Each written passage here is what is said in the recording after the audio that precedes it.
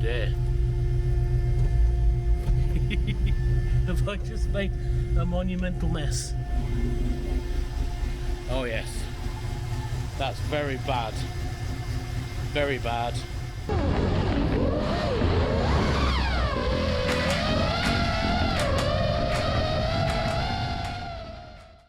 Well, it's time to talk about the truck and what's going to happen to it.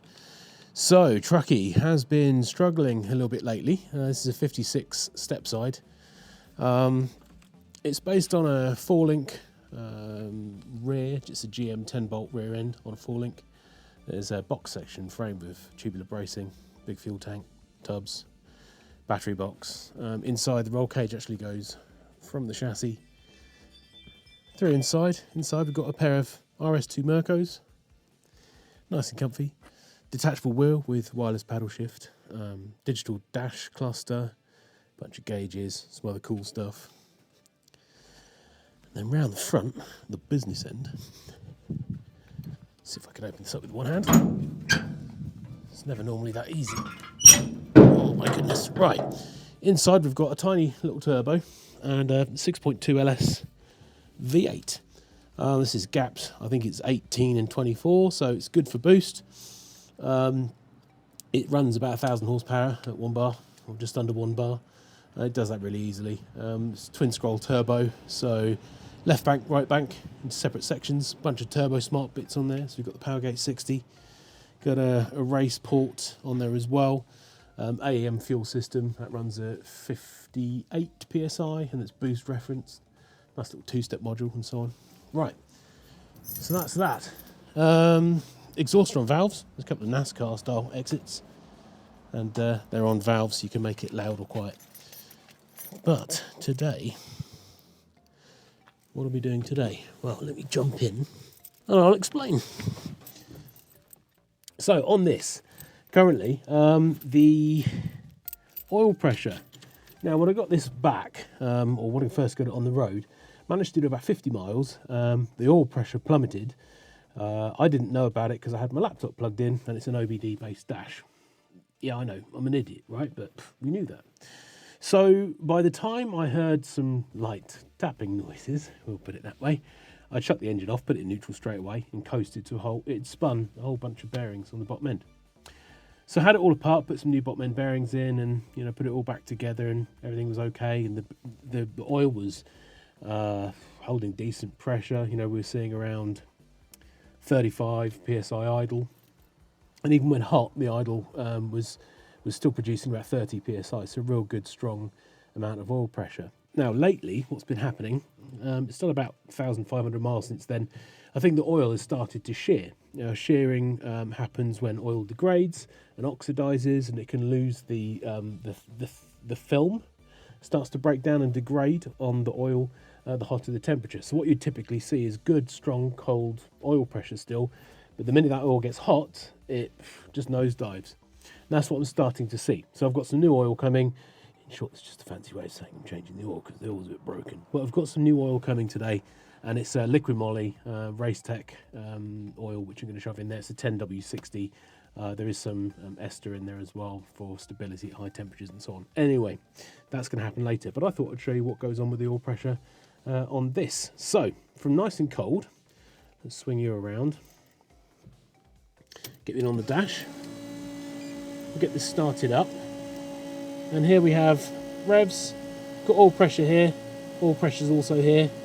And this is water pressure, so nice and cold. So water temperature, 42 Fahrenheit, and trans is 46. So let's get it started up.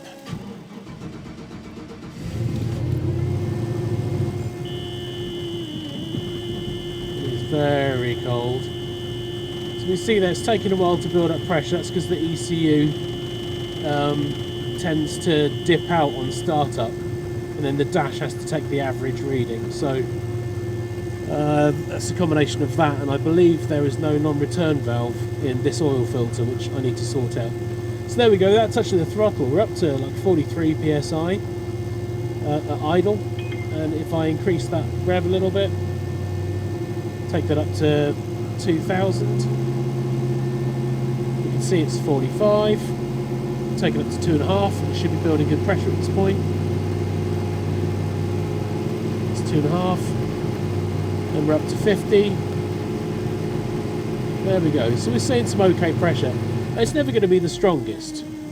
The reason why it's never going to be the strongest is because it had that little whoops where it spun the bearings, and I'm sure I've done some cam bearing damage or something else. So yeah, there's no oversized bearings in there either. It's stock size bearings. So it's never going to be brilliant oil pressure, and I'll attend to that when I rebuild the engine next. So that's the plan, is to, let's take this wheel off. The plan is to do an oil change and then see what the oil pressure is like when it's hot. And that's the key, when it's hot. I'm quite happy with it when it's cold.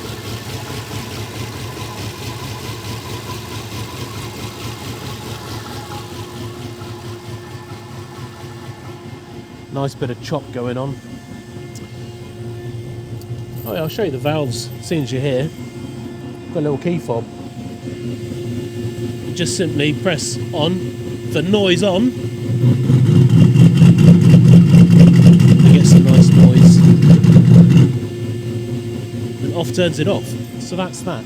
So the idea, like I say, is we're going to do an oil change on this later, and I'll pop a new filter in it as well, one with the non-return valve, and then I'll get the oil up to temperature and give it a change. So next up, after I've got this up to temperature, you'll see me, I've got some additive to go in, which is going to potentially remove some of the oxidisation and stickiness in the engine. It's just Win's engine flush. So we'll pop that in, idle it for 15 minutes, and at that point I'll be right back with you, and we'll do the next part, which is getting this thing up in the air and pulling the oil out. But for now, as you can see, 40 psi idle, 3000 RPM, we're heading up towards 50. Like I say, it's not perfect, but it's acceptable. It will do. It gets a lot worse when it is hot. Let's just turn that off. When the oil is hot, we're seeing 28 psi idle, so it does drop fairly considerably. Right, just got to wait for the Amazon guy to turn up now, and then we'll be able to crack on with this. So let's see when he turns up. Welcome to the Batcave. The drones are still here. They followed me, as have my steering wheels and helmets and stuff. The broken keyboard. Highly interesting. And relatively tidy for a change. Anyway, let's talk about the truck. The aim is to solve this low oil pressure issue when the oil is warm. Now, I've got a couple of things to run through. One's just a boring oil filter. It's a PF46E, which will fit mine. More importantly, this has a non-return valve in it, which will stop the oil from draining from the pump all the way back into the sump, like the current oil filter, which is incredibly frustrating because you have 2 or 3 seconds of no oil pressure. Next up is not a Win's flush, it's actually a liquid moly engine flush. I'm hoping this will remove some of the deposits and also unstick some sticking things, potentially. If there's a sticking pressure relief valve or something like that, that'll take care of it. It's also good for cleaning out lifters and other things like that as well. Oil, here's the big thing. My oil that I was running was a Castrol 10W60, and my 10W60 was not the supercar version, which means it was a Group 3 oil. And that will explain why it's sheared after about 1,500 miles. The active shearing is when an oil loses the ability to retain a film, and at higher temperatures it actually causes a lower oil pressure because it's unable to retain its film. So this replacement oil that we're going to use is a liquid moly. This is a liquid moly 10W60. It is the Synth-Oil Racetech GT1, and this is a Group 4 oil. A Group 4 oil, otherwise known as PAO oils, which is polyphenylene synthetics, are man-made from scratch. So they're not cracked or anything, they're man-made from scratch. So it results in a more uniform molecular structure, giving better stability, lower volatility, and superior performance at extreme temperatures, which is exactly what we need in this oil. So in short, after dropping this in, we'll see what happens. If it gets up to temperature and I have good, solid, strong oil pressure, then we know we've got a good engine. The bad news may be if there is not strong oil pressure when the oil is hot, it's not the oil at all, and it's most likely bearing clearances. bearings again. Most likely the cam bearings, because they weren't replaced. Or I did the squish test wrong on the mains. But either way, I guess we'll find out. So, it's the moment of truth. Let's hop to the car tomorrow morning, drain the oil and run through all that stuff and see what happens. It's absolutely freezing this morning, and we've got to get this done before I start work. So, first things first, got my filter, got my oil, got my flush, got the car, got the keys. Just haven't really got the gumption to do it yet, but coffee, and then we'll get cracking. Gonna need these.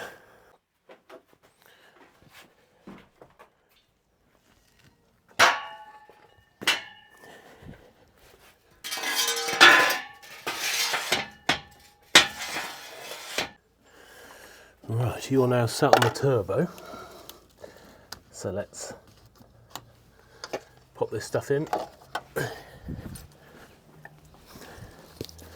This is the liquid moly. I bet there's a metal film under here. There's not, it's a ring pull. Right, let's just splosh all of this in.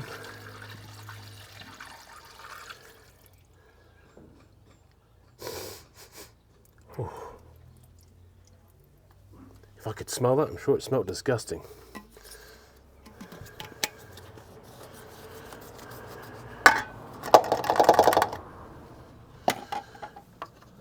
Okay. Next, get us started. Right, sat in the car, going to give it a cold start. I'm expecting a little dip in oil pressure to begin with because, like I say, the ECU drops out and the dash takes the average. So I'm expecting that. It's not usually very good at cold starts. So we'll see how that gets up. And on it, I'm expecting to see 40 plus PSI at idle, hopefully 45. Let's have a look.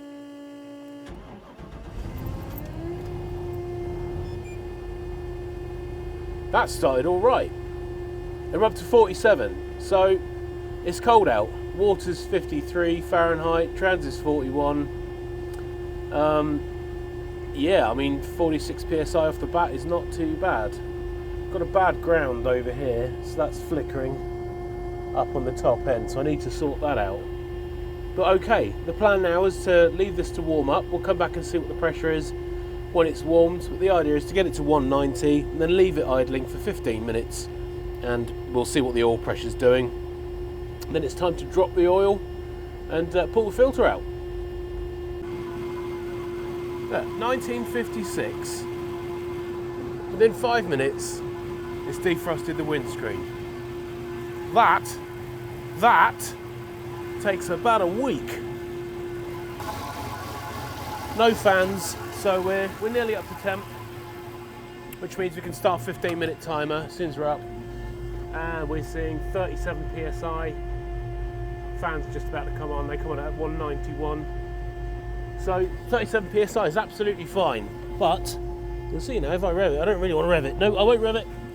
If I were to hold revs, then we wouldn't see much beyond 45 or 48 PSI, and that gradually dips. So by the time it's really warm, we don't really see above 40 odd, which isn't great. It should be more like 50 plus.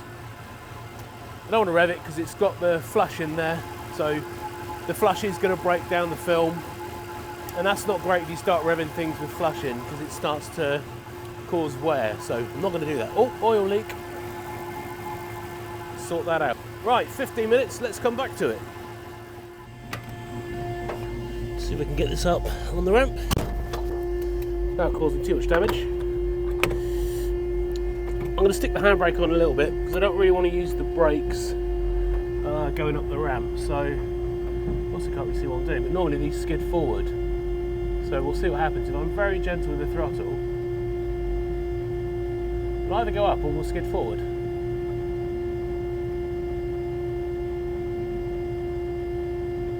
I think we're going up. It's hard to tell from here. Yeah.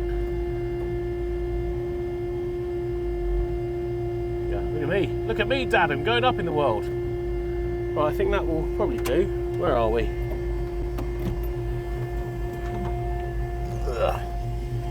far up are we? No, we can go a bit more.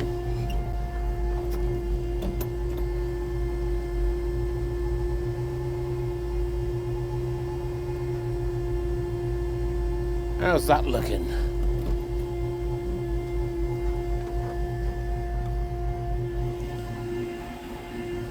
Wow, get this completely wrong. Let's try a bit more. I'm always paranoid that I'll go over the top of these things. Oh, crikey, now it's slipping. Right, that will do. We're at 33 psi now, so it's dropping, but it's still within acceptable. I think acceptable will be, you know, between 25 and 35. You know, that's reasonably level. That doesn't look it, but I'm on a bit of a hill. And that's reasonably level there. Okay. Right, let's come back in another 10 minutes when it's warm. That's us at 15 minutes now for the idle. So up at 195, 196, and the fan 1 is cutting in, fan 2 is about to cut in. That's all good. Next up, let's get underneath, turn the engine off, get underneath, drain the oil, and see what's next. Right, there you are. There's the drain plug. This is a 15mm socket on here. Let's put the tub that way around. Not to burn ourselves. Let's see how this goes. Not bad. Okay, let's see if there's anything on the end of this bolt. Is it a magnet bolt? No, probably not. Well, okay, we're getting most of it in. That's good. Okay, filter next. Oh, hang on, look at the filter. I've got a little hex nut at the bottom of it because it's a K&N.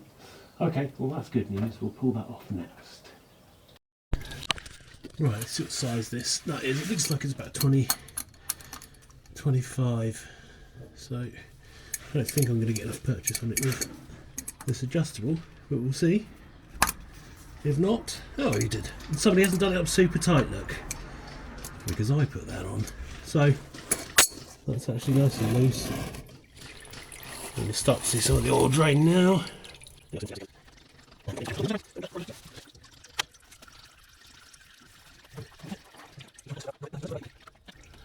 hot, funnily enough.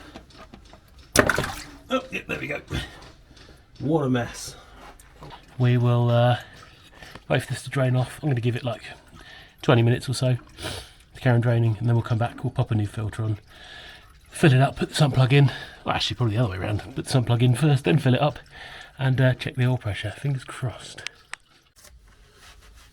Oh, more mess. Mess everywhere. Right, let's grab some of this oil that's draining out and put it on the filter lip, just on the rubber seal. So when we spin it back on, it doesn't go on dry and causes problems. Okay, I will clean all this up with brake clean in a bit, but for now, let's just get everything on. Now, I'm not going to do this up tight, but I am going to use this tool just to nip it up ever so slightly.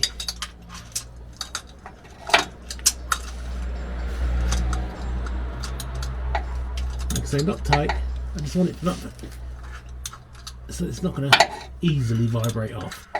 I'm going to go down putting foot-pounds on this thing.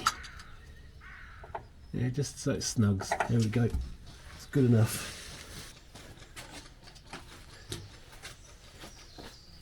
This, I'm going to need a stool because I am tiny. No, I should be able to stand over here because I've got it up on the old ramps. But the amount of oil will vary, obviously, depending on your LS. This one with the additional oil lines and the fact it's a turbo. Oops. With the big fat return pipe. Do you know, it really helps if you open the oil.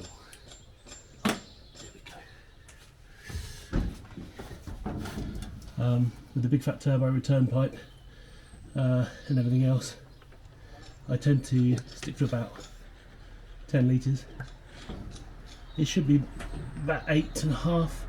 So it's fairly common to put an extra litre in with a Turbo S. So for me that means just above O on the dipstick is where I'm happy to run this.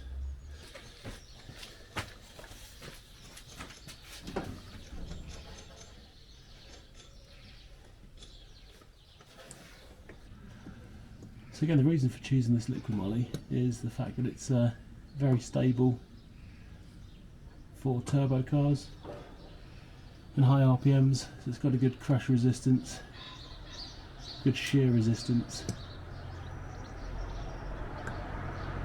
and that was it really. It's between this or Motul 8100X, and this was significantly cheaper. And the Motul is a fantastic oil, but this is hardly an F1 car. This is ultimately a very high power car, sure, but the engine is a very basic pushrod engine. So really, this is all about protecting the oil from the heat that's generated by the turbo, which is quite a fair chunk. That's what's degrading the oil quicker. Okay. Any more? Dribbles. We'll collect all those dribbles and use it as spare. Okay, so let's now button everything up.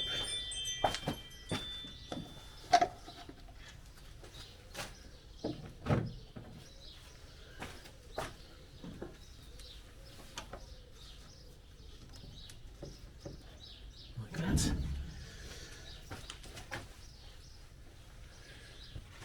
Take you inside the car.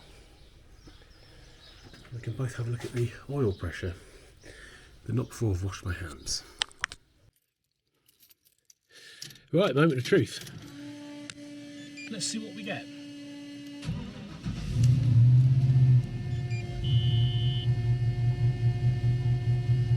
So we're at 45 psi, 46, which is good for cold oil, 47, 48.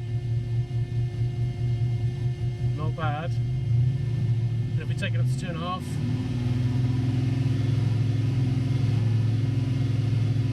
no way. 61 psi. Up to 3.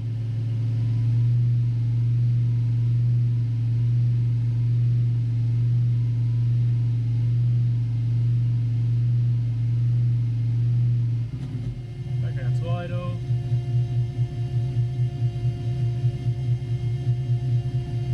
So we were at 33 psi, 30 psi idle I think was the last.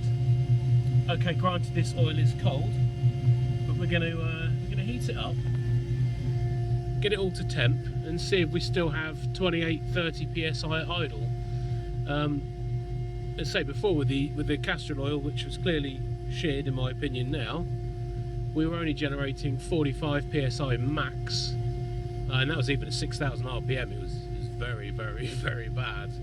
So, oh look, that's fixed itself. What's going on? Everything's fixing itself. Yeah, so 43 at idle,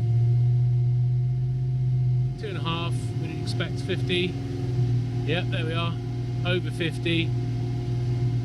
Oh, we're going up.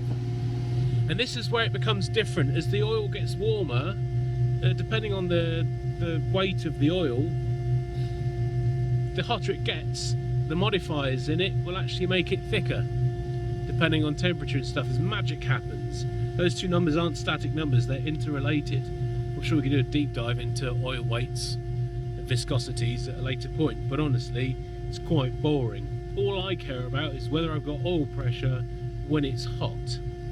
And fingers crossed, it was just bad oil and it's shear on the oil, not a broken engine. Look at that. Right, let's get her off the ramp.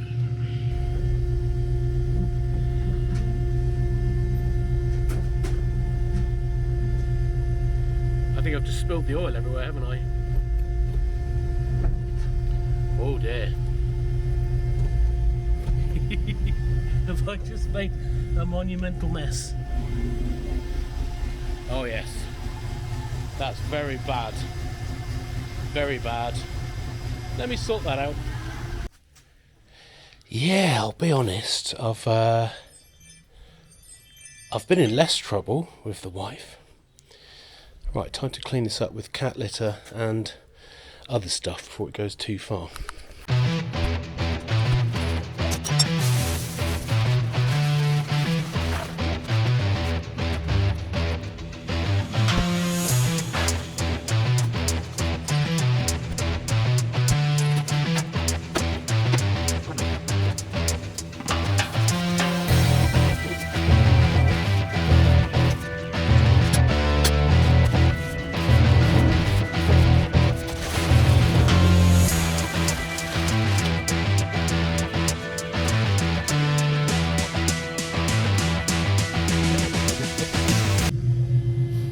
Right, now the rush is over and I've got some cat litter on there. This has been idling and it looks like pretty good news, to be fair. So let's take a look. We've got 40 psi at idle, 39, so we're 10 psi up. Exactly 10 psi up now, 28 to 38. And up at 3000 RPM, where it was around 42 psi.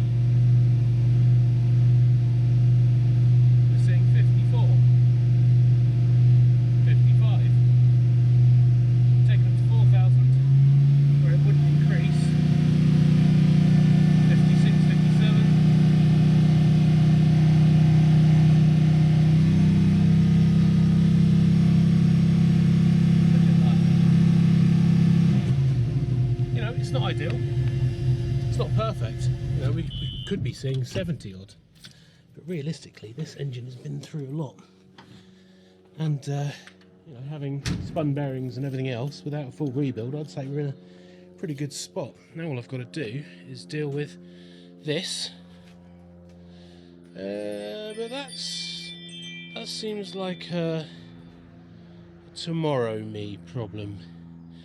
Yeah, that's a tomorrow me problem. That's not a today me problem. We'll just pretend it never happened, and we'll go and edit the video.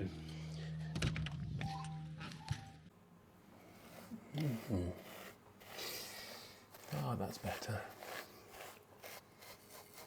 Nothing cheers me up more than a good beard brush with my favourite brush. So, lessons learned from this, I think, were simply shear is a real thing. Oil shear does happen. That was good quality Castrol 10W60, which was losing pressure when it was hot. I didn't even know this was a real thing up until a couple of months ago when I started researching it. So, it's an actual thing. We're now running that liquid moly in there. It's 13 psi up at idle when it's hot. It's also about 15 plus psi higher when it's hot as well. We're reaching 60 plus psi at 4000 RPM. I took it right up to the red line. It was doing 68 odd psi, so really close to that magical perfect 70, which, let's be honest, if you're getting above 50 psi in an LS engine when you're on full chat, then yeah, it's a solid engine. So the best bit is I don't have to pull it all apart and redo all the bearings. It means I don't have to take the engine out of the car. I do have a small leak, water leak from the radiator to sort out, and a few other bits and bobs, but nothing major really, so that's good. And the best bit is we only spilt a small amount of oil, but I might have to go shopping for cat litter. That aside, I think it's gone very well. Anyway, last video had a phenomenal amount of hits, so thanks to all of you for watching all of that. Perhaps we should cover off some more topics around mental health, specifically men's mental health moving forwards as well. Perhaps talk about financials, all the stuff that people don't really want to talk about because they're too embarrassed or scared. You know, I'm not necessarily scared or embarrassed to talk about any of these things. Having had a really tough couple of years, and even leading up to this last 2 years, it's been a really tough prior 4 years with all sorts of stuff, which I just won't want to get into now because honestly it's almost depressing. But that's the point, is it's almost depressing. In fact, it is depressing unless we talk about these things. Thankfully, I've got some really good friends and family around me that sort of helped guide me through and pull me out the other end, and here I am, still in one piece. So we should talk more about mental health, specifically men's mental health, and take it seriously. Anyway, that's it for now. I'm going to crack on and finish editing this video and upload it. Appreciate you watching. Catch you guys again soon. Ta-da!